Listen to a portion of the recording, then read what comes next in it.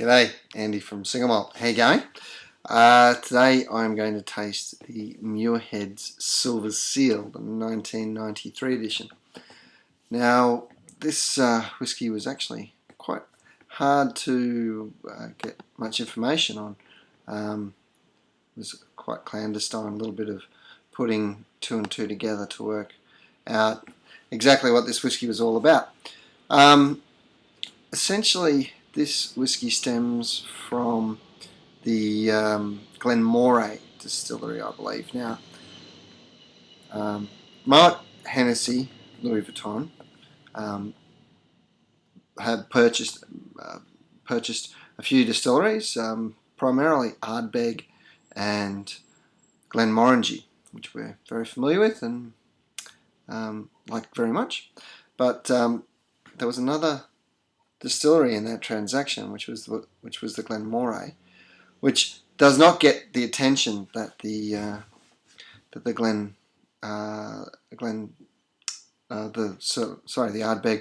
and the Glenmorangie have received, but is certainly a high quality single malt whisky and has been producing the bones of some pretty remarkable blended whiskies, primarily B&J, which you may see around still, which is kind of a legendary whisky, albeit a blend, and also Martin's VVO, which I don't think is in production anymore, but is like one of those whiskies that has a reputation for being an extremely good blended Scotch whisky. So I guess its credentials are pretty good, being the backbone of two exceptionally good blended whiskies. Usually the single malt needs to be really good to carry through into the to show quality in the blended whiskey. So I'm really quite looking forward to trying this. It's 16-year-old, filled in single first fill bourbon barrels. So quite a good deal of age. That should really smooth it out a bit and give a good clean spirit. And I'd expect to see the standard vanilla notes that you get with an American oak age. It's quite a light colour, so no hint of caramel. Actually, there's no caramel mentioned on the bottle, so I'm sure it's very, very pure. There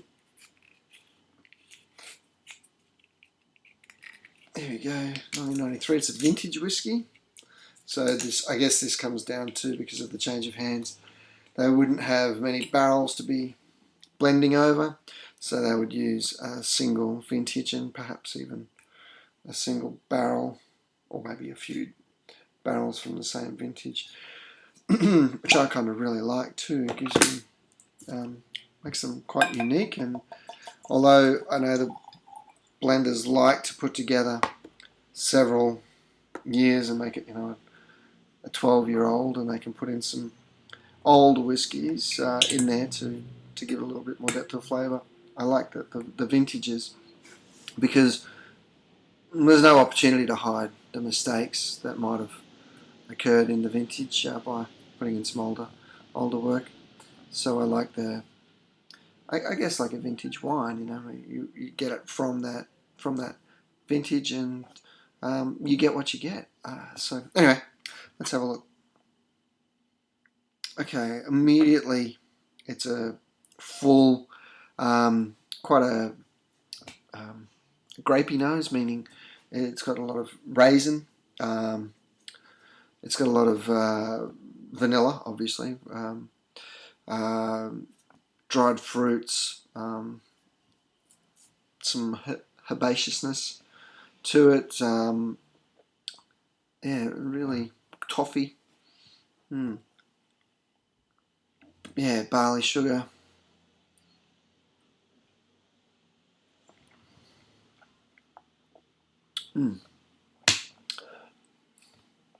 Wow, Very clean whiskey. Really nice. Lovely. Oh, there's a lot going on.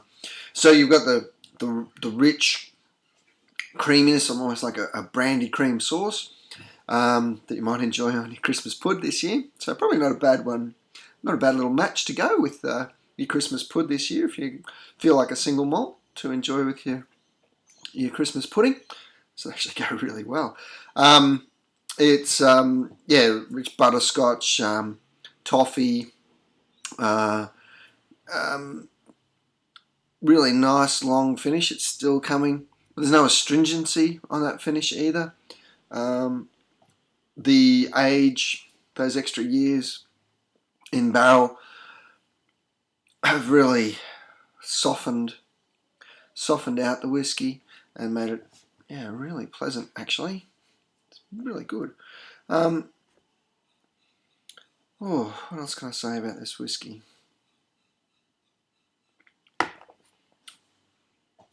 It's got some complexity to it. So you get like a second and a third wave of flavours, and just a really nice, gentle finish. Wow, this is a smooth, really smooth whiskey. No rough edges, plenty of complexity to it, and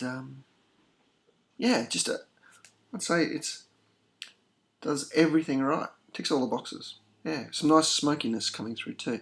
No peat, but some nice smokiness. Crack-a-lackin'. Give it a go. Muirhead's Silver Seal, 16 years.